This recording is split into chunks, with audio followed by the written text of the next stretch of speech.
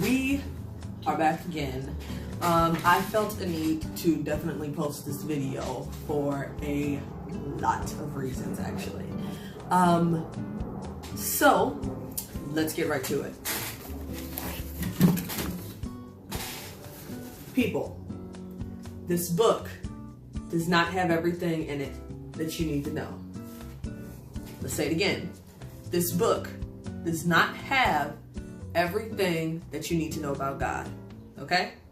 Now, a lot of you probably just got mad at me for saying that. However, understand this, okay? I just want you to think about this, all right? When you go to school, whether it's college, middle school, elementary, right? What do you get every year you go there? You get a new book, right? Right. You get a new book to learn new things. Now, before you start freaking out, think about it this way, okay?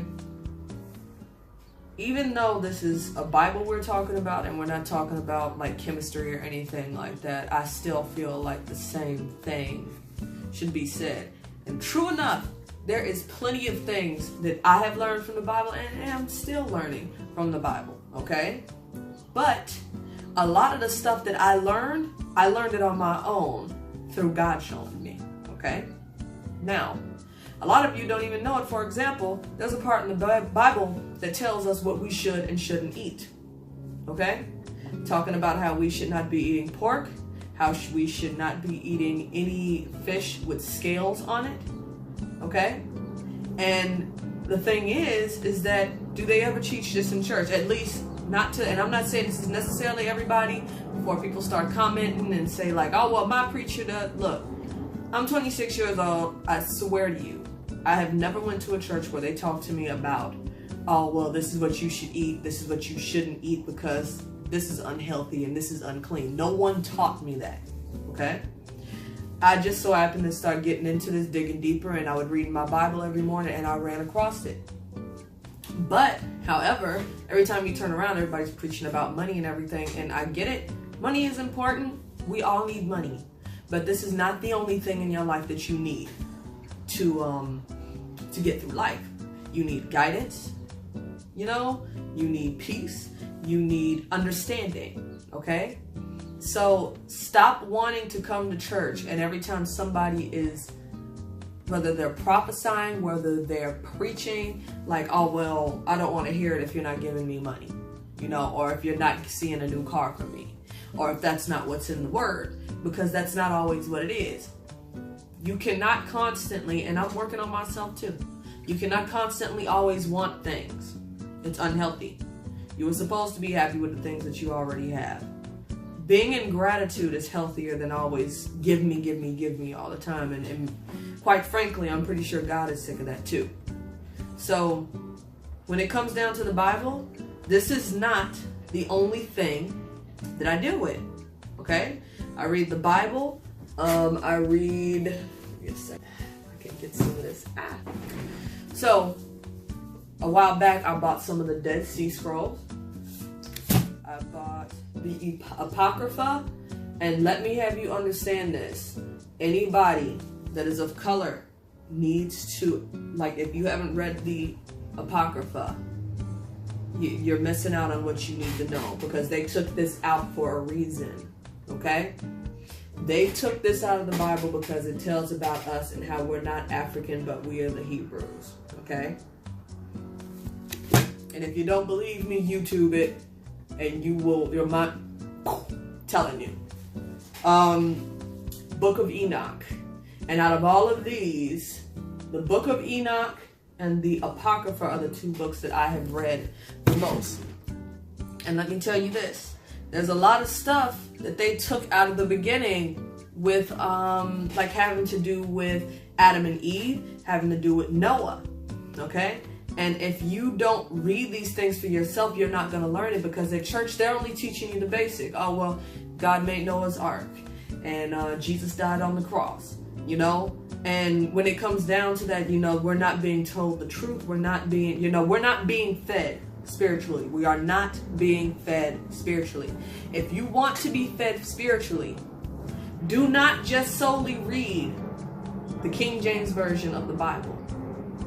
You know, not only that, I encourage you, if it's that you're being pulled to like try something new, and when I say something like that, I mean as in like, you know, oh, well, I really want to look into yoga, or I want to look into meditation, or I want to look into these things. Look, I'm telling you to go ahead and do it. And if you are unsure, ask God. Ask God for this guidance.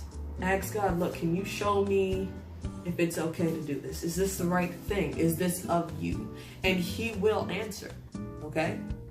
And it hasn't steered me wrong. I've been meditating since around November, and there's just so many things that I have been shown, things that have like scared me, okay? And I mean that in a good way. But like not too long ago, I had